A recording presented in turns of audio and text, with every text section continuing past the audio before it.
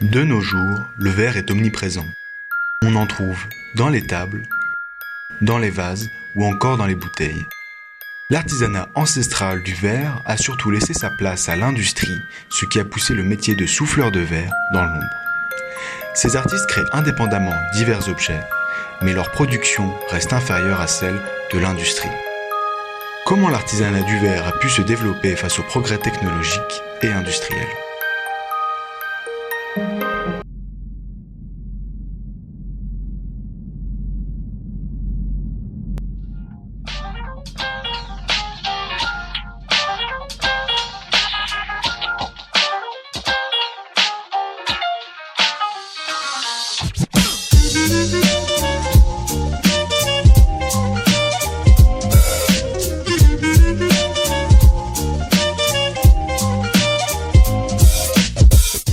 Alors c'est un coup de foudre qui m'a donné envie de faire ce métier. L'histoire du verre, ça a été trouvé à peu près 1300 ans avant Jésus-Christ en Mésopotamie, avec tous les céramistes qui se sont rendus compte qu'en recuisant leur poterie en terre à une forte température, il y avait une vitrification du sable qui apparaissait sur les pièces.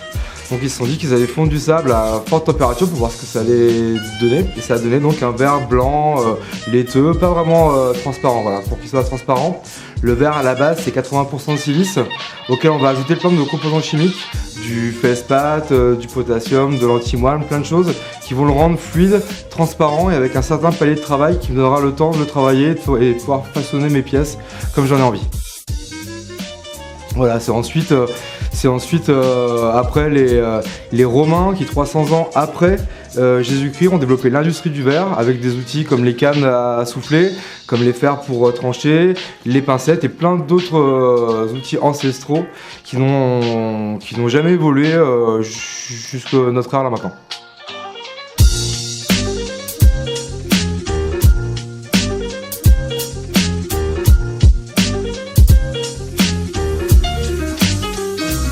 On a toujours moyen d'inventer des outils par rapport à nos types de besoins, une certaine forme de pincette pour faire une certaine forme de marquage et ainsi de suite. Mais voilà, le b.a.-ba, le grosso modo de l'outillage verrier n'a pas tant évolué que ça depuis ces années-là.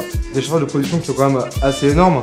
Un four de verre, un four de 100 kg de verre dans lequel on va dire on peut avoir assez de matière pour s'amuser. Un four de verre avec un bar de gaz H24, ça fait des factures mensuelles d'à peu près 1500-2000 € quoi.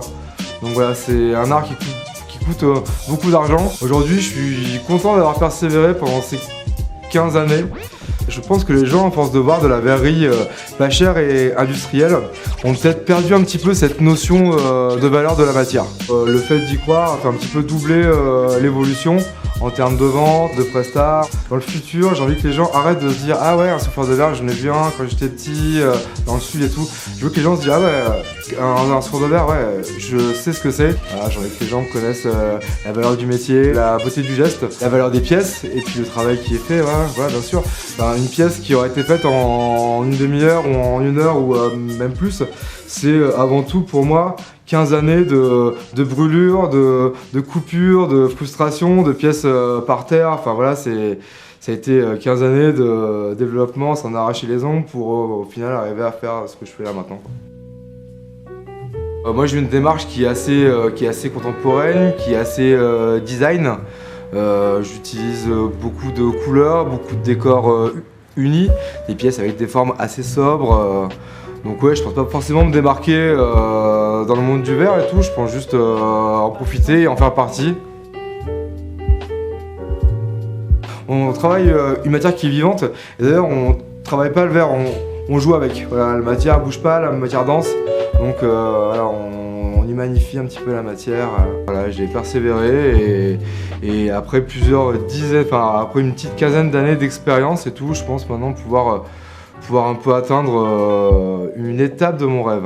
J'ai été éveillé par le job, par le boulot, par la dextérité du geste, par la matière, par les flammes, par tout ça. Et je me suis dit tiens, je vais être souffleur de verre.